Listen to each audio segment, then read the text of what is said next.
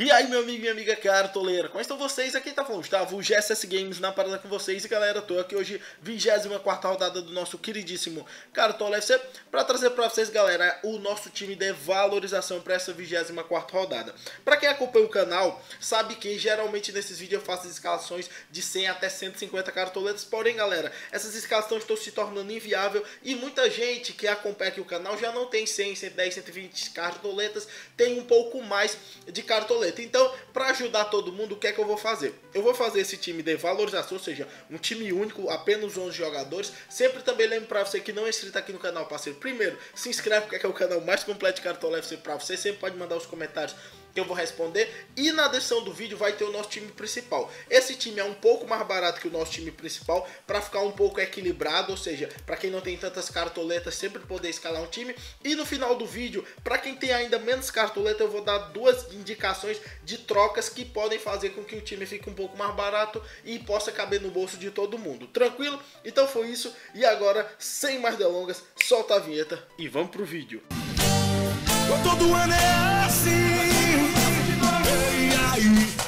Depois de nós. E aí? Bora, negão! Bora, negão! E aí? Depois de nós.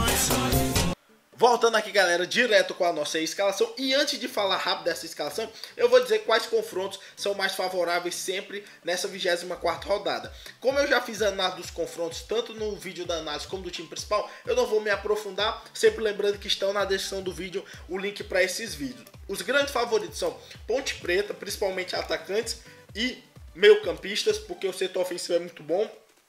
Temos também como favorito o Flamengo, principalmente pela má fase de vida do Sport. Apesar de o Sport ter vencido o jogo dele que teve na Sul-Americana, no Campeonato Brasileiro vem com uma campanha muito pífia nos últimos 5 jogos. O Corinthians não é tão favorito, porém ainda é leve favorito, querendo ou não, porque apesar de o Vasco ter melhorado um pouquinho, o Corinthians, querendo ou não, ainda é um time poderoso, que tem uma certa imposição no ataque, na maioria dos jogos que faz na Arena Corinthians. Apesar de estar sofrendo muitos gols, ficar ligado na defesa corintiana, ficar atento no Atlético Paranaense é uma boa opção, principalmente jogadores de frente. O Grêmio é uma opção válida, galera, mas ficar muito ligado, porque tende muito ao Grêmio ir com um time alternativo, e o Grêmio com o time alternativo raramente se dá tão bem. O Vitória é levemente favorito contra o São Paulo, algumas opções podem ser boas. O Cruzeiro é uma bela opção.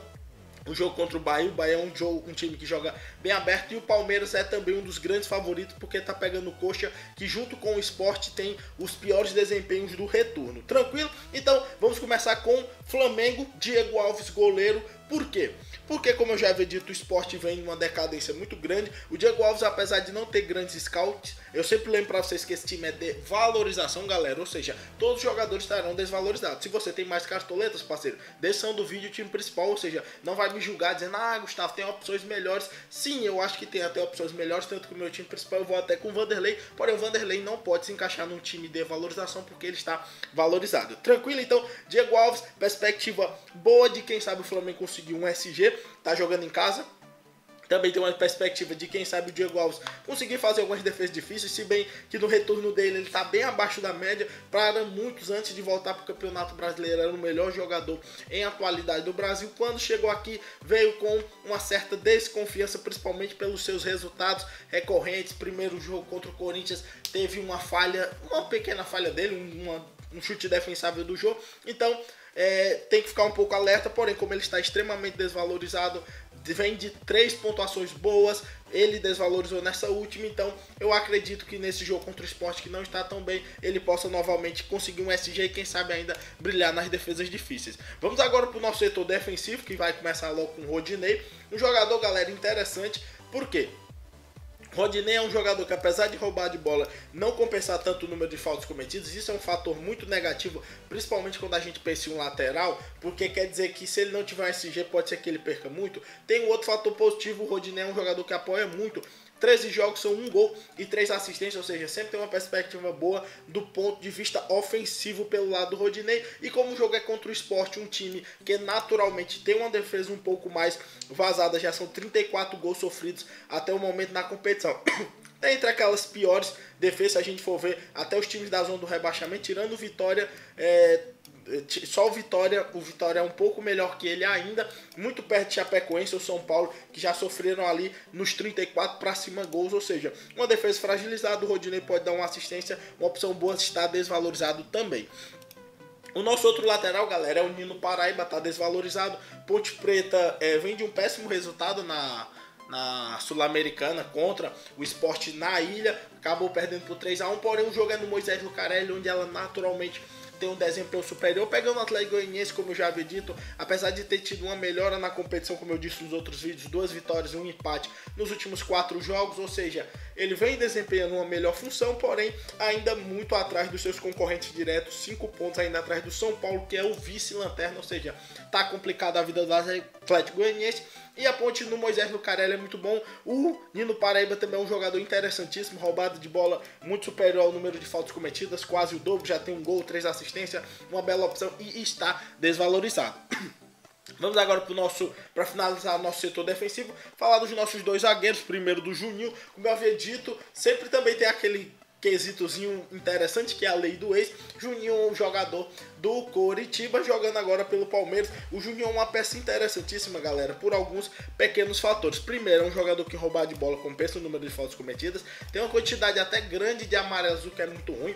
Não é um jogador que consegue tantos SG, porém isso não se torna também um problema tão grande para ele, apesar de eu achar que nesse jogo o Palmeiras tem uma chance relativamente boa de conseguir um SG. Também tem um outro fator interessantíssimo do Juninho, é que muitas vezes o Cuca coloca ele às vezes como um lateral. Isso pode funcionar no decorrer do jogo, aí ele pode mudar para a zaga. O Cuca tem aquelas loucuras dele, então isso pode ainda se tornar um fator mais positivo, ele jogando pela lateral, mais chance de apoiar, uma maior perspectiva de pontuação do que de um zagueiro. Então Juninho, do meu ponto de vista, é uma bela opção, principalmente se você estiver pensando em valorizar, porque ele está desvalorizadíssimo, galera. Vem de 2 desvalorizações consecutivas, uma bela opção para quem quer valorizar. E para finalizar a nossa defesa, vamos com o Kahneman. Apesar de eu ter alertado um pouco para a defesa gremista, entre os zagueiros que eu vi disponível para essa 24ª rodada que tinha tendência a valorizar, eu achei o Kahneman uma opção válida, porque o Grêmio, querendo ou não, ainda está jogando em casa. A Chapecoense não vem mostrando também uma boa campanha.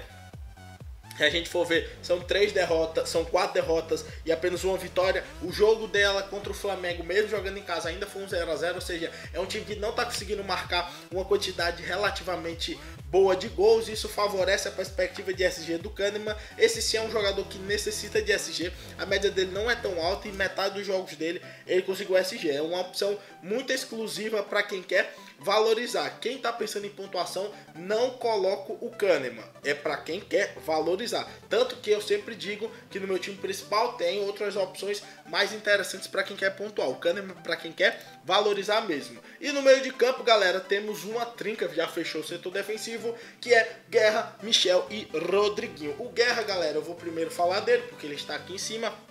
5 gols, 3 assistências, mais de metade dos jogos que ele joga pelo Palmeiras, ele consegue fazer algum lance decisivo no jogo. Apesar de ter uma quantidade muito grande de passes errados, o Guerra também é um jogador que sofre uma quantidade relativamente grande de faltas, apesar de também fazer uma quantidade relativamente alta. Não tem tanta roubada de bola, porém, para um jogador ofensivo, uma proporcionalidade perto de roubar de bola ao número de faltas cometidas é uma proporção boa, e os scouts dele se mostram totalmente positivos. Antes o Guerra oscilava bastante, hoje em dia ele está até certo ponto bem mais regular. Como eu já havia dito, o Coritiba é um dos piores times nesse retorno. Dos últimos 5 jogos, apenas uma vitória. Eu vejo uma perspectiva boa para o Guerra fazer uma boa pontuação, ele que tem uma média de 5.22. Depois vamos colocar o Michel, né, galera?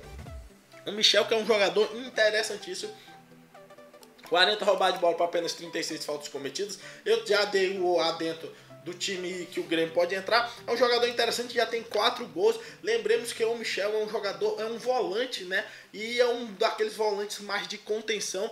Porém, todos os volantes do Grêmio, na teoria, tem uma boa saída. Tanto o Michel como o Arthur são jogadores de boa movimentação. Só quando o Maicon entra, que é um pouco mais pesadão. Eu acho que o Grêmio é favorito contra a Chape, apesar de o time possivelmente reserva. O Michel é um jogador que tem uma média muito boa. O Grêmio é um time que tem uma participação de todos os jogadores muito grande, tanto que nós estamos falando do melhor ataque da competição e nenhum deles está entre o artilheiro, ou seja, quer dizer que os gols do Grêmio são bem divididos. Por exemplo, o Michel, que já tem 4, então, do meu ponto de vista, uma opção totalmente válida para essa rodada. E a Chapecoense, um dos piores times do retorno também.